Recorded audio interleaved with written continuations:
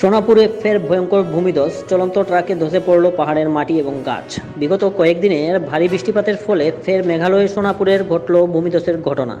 এই ভূমিধসের কারণে মেঘালয় হয়ে বরাক গুয়াহাটির সংযোগ বিচ্ছিন্ন হয়ে পড়েছে। রাজপথে আটকা পড়ে রয়েছে শত শত যানবাহন।